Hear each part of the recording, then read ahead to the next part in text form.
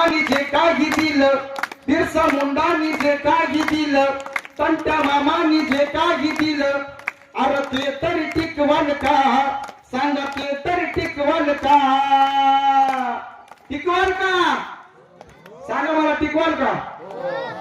आणि म्हणून त्या माझ्या माय मावल्यांना मातांना मी सांगतो की शिकलेली आई घरादाराला पुढे नेईल.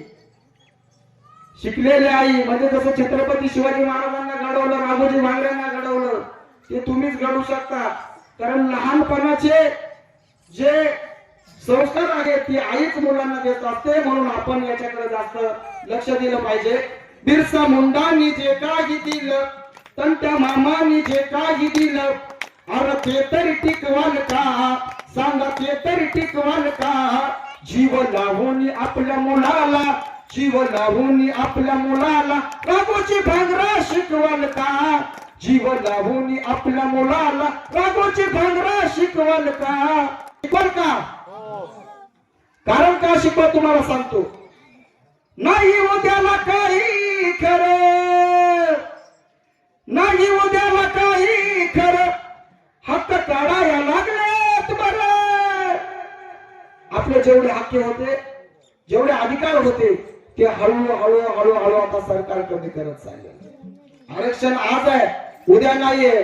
आणि म्हणून आपल्याला शिकवावं लागेल पोरांना. नाही उद्याला काही खरं, हक्क काढायला लागलेत बरं. हात घातलाय घटनेवर, हात घातलाय घटनेवर, करा सतर्क आपली पोरं. करून अभ्यास वर्तमानाचा, करून अभ्यास वर्तमानाचा, सत्ताधाऱ्यांना झुकवाल का? मनवाद्यांना झुकवाल का? जीव लावून आपल्या मुलाला, जीव लावून आपल्या मुलाला राघोजी भांगरा शिकवाल का? जीव लावून आपल्या मुलाला राघोजी भांगरा शिकवाल का? जय आदिवासी. धन्यवाद.